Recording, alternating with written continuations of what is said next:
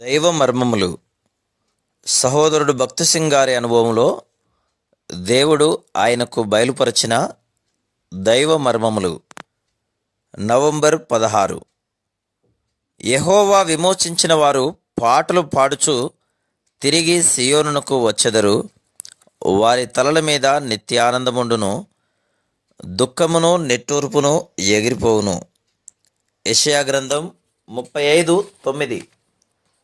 ఈ మా ప్రయత్నములన్నీ యేసుక్రీస్తు ప్రభు మానవ జాతికి క్రొత్త సంతోషము, క్రొత్త సమాధానము, క్రొత్త వెలుగు కలిగించినట్టి ఉప్పుగా చేయుటకై పాపులను రక్షించుటకు ఏ విధముగా వారిని వెదుకుచున్నాడో మీకు తెలియజేయవలననియే. మానవునికి సంతోషమునిచ్చుటకే ఆయన ఈ లోకమునకు వచ్చెను. ఏ యుగమునందైనను మానవులు ఎక్కువగా ఆశించినది సంతోషముగా ఉండవలనన్నదియే. అయితే సంతోషము సంపాదించుట ఎట్లో వారు ఎరుగరు. దేవుడు ఎవరో, ఎక్కడ ఉన్నాడో, ఆయనను కనుగొనుట ఏ విధంగానో, ఆయనతో మాట్లాడుట ఎట్లో, ఇవి ఏమీ వారికి తెలియవు. నేను మారు మనసు పొందక పూర్వము నాకు ఈ ఆకలి దప్పులుండుట నాకు జ్ఞాపకం. సిక్కు మతము దేవుడు చాలా చాలా దూరమున ఉన్నాడని బోధించును. ఆయనను చేరుట ఎట్లని ఆశ్చర్యపడుచుంటిని. నా భావమేమనగా, ఎక్కడో కొందరికి మాత్రమే సంవత్సరముల కొలది ఆయనను వారు వెదుకగా తుదకు దూరమున వారికి కనబడునని అనుకొని వాడను. అయినను నా బాల్య దినములలో ఇట్లు ప్రార్థించుచుంటిని, ఓ దేవా, నీవు ఎవరవు? ఎక్కడ ఉన్నావు? నీవు నాకు దొరుకుట ఎట్లు?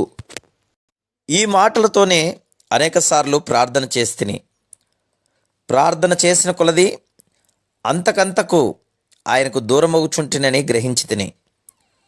అన్ని యుగములలో కూడా నా వలనే అనేకులు శాంతి కోరుచు ఆయన ఉన్న రీతిగా ఆయనను తెలుసుకునవలని వెదికిన వారు కలరు. చిట్ట చివరికి విసిగిపోయి తమ ప్రయత్నములను మానివేసిరి. ఎప్పుడైతే పరలోక ఆనందం పొందితమో దానిని ఇతరులతో పంచుకొననిదే మనమట్టుకు మనం ఉండలేం.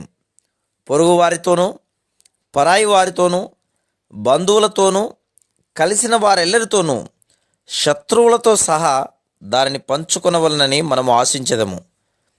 ఈ సంతోషము నీకు దొరికిందా? నీ ద్వారా ఎంతమంది ఈ సంతోషమును కనుగొనిరి? అందుకే మీరు లోకమునకు ఉప్పై ఉన్నారని ప్రభు చెప్తున్నాడు. నీవు ఎక్కడ ఉండినను సంతోషమును వెదజల్లుదువు. దీన మనస్సు, విరిగిన హృదయముల ద్వారా మనం స్వచ్ఛమైన ఉప్పుగా ఎట్లు కాగలమో చూస్తుమే. మన బంధుమిత్రాదులు మనలను ద్వేషించుటకు, తృణీకరించుటకు ప్రారంభించినప్పుడు ప్రభువు మనలను ఆదరించును. దైవ ఓదార్పును పొందుటకు అన్ని విధములైన దుఃఖములలో పడి వెళ్ళవలసి ఉన్నది. ఇతరులను మనం ఆదరించుటకు మనం పొందుచున్నట్టి తర్ఫీదు ఇదియే. Praise the lord.